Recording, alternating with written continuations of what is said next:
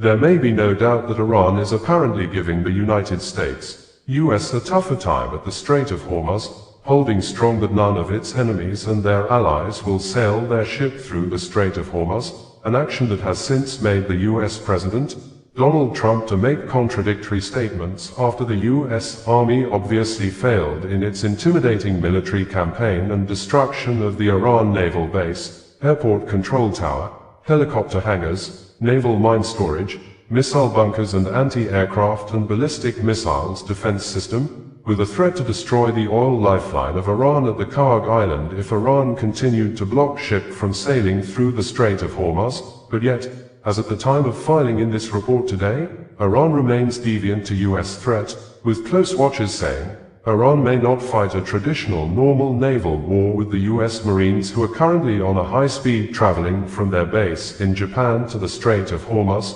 of which, over 2,500 of the US Marines and sailors have been redeployed and apparently drawn from the 31st Marine Expeditionary Unit, MEU, an elite rapid response force, and the Marines are traveling aboard an amphibious ready group, ARG led by the assault ship USS Tripoli, LHA-7, an assault ship that can function as a lightning carrier, carrying F-35B stealth fighters and MV-22 Osprey transport aircraft, and the assigned Marines are expected to arrive the Strait of Hormuz in a week or less than 2 weeks' time. But, currently, close watchers said, Iran is using deviant tactics like GPS jamming, swarming drones, and underwater mines to keep the US Navy off balance, an action that may be the reason the US President Donald Trump initially called on the international communities to help form an international naval coalition to reopen the Strait of Hormuz, but some European countries like Germany, United Kingdom, France, Greece, Italy, and the North Atlantic Treaty Organization, NATO refused, with some heads of the European countries saying, "The war is not our war. Germany will not participate in any military activity in the Strait. Any plan to reopen the Strait won't be a NATO mission, and that the UK will not be drawn into a wider war. No sending France warships to the region until the security situation stabilizes. Italy's current naval missions would not be extended to the Strait.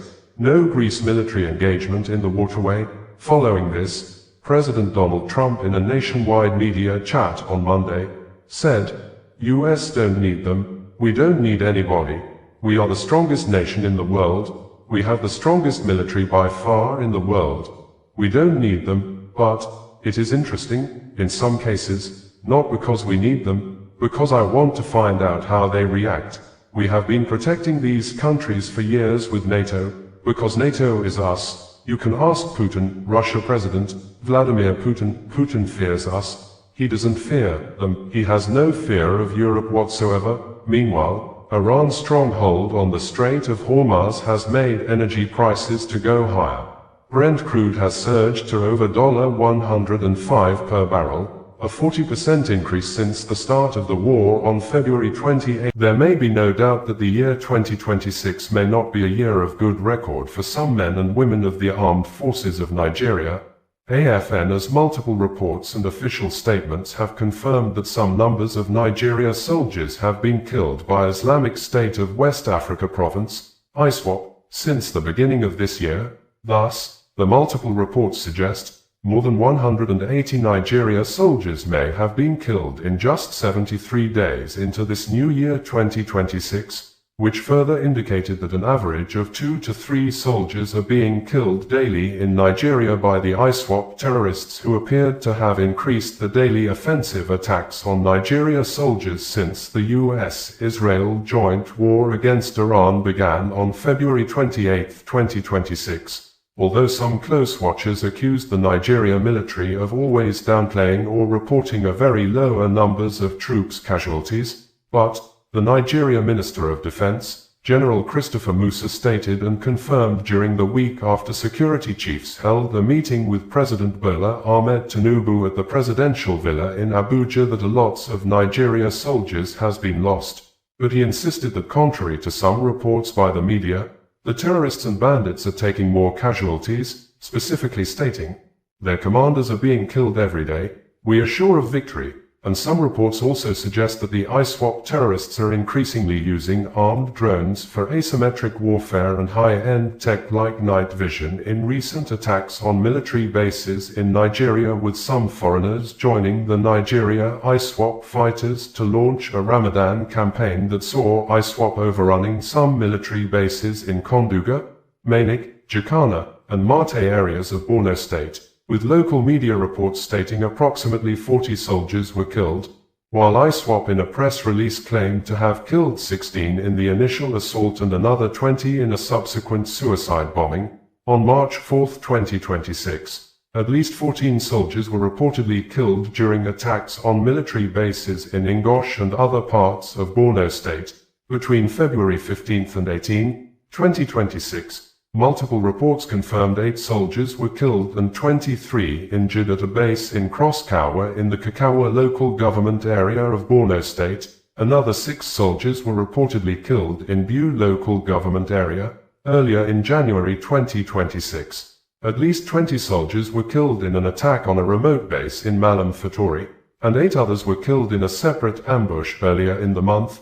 This former Nigeria presidential candidate in the last concluded general elections in the West Africa country, Peter Obi, in a worded statement during the week, said, "Our nation is clearly under siege, and the scale of insecurity is becoming unbearable, spreading widely all over the country. This week alone in Borno State's Ngosh community, terrorists overpowered soldiers, killing them and several citizens, while abducting more than 100 women and children, yet our leaders are silent."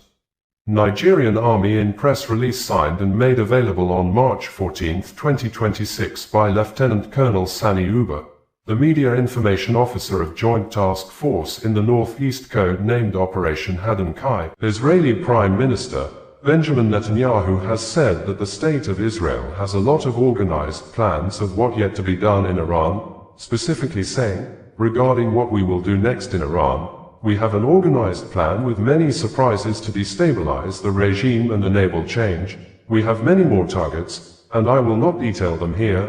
Benjamin Netanyahu stated this on Saturday, a day before Mojtaba Khamenei was officially and publicly announced as the Iran's new supreme leader in Tehran's Vanik Square on Sunday, with residents in Middle East reporting with videos that Iran unleashed some numbers of massive waves of Fateh 2 hypersonic glide missiles straight at Israel shortly after the announcement of the Iran's new supreme leader, Mojtaba Khamenei, many believed to be much more aggressive than his father, Ayatollah Ali Khamenei. The announcement of the new supreme leader was made known after days. The US President, Donald Trump, stated that the US will have a complete control of Iran and determine its leadership, which in one of the occasions, President Donald Trump stated verbatim that, "Well, most of the people we had in mind are dead. We had some in mind from that group that is dead. Now we have another group. They may be dead also," based on reports. The Israeli Prime Minister, Benjamin Netanyahu, in a nationwide message to the people of Israel on Saturday as made available by the Office of the Prime Minister, said countries can now see the hypocrisy of the United Nations, UN, following the US-Israel joint war against Iran, saying, "The war is changing the face of the Middle East," and in his words, Benjamin Netanyahu said, "At the same time, we brought all of our hostages home, struck the centers of terrorism in Judea and Samaria, climbed to the peak of Mount Hermon, and created buffer zones in Syria, Lebanon, and Gaza, as I promised you 2 days after October 7th.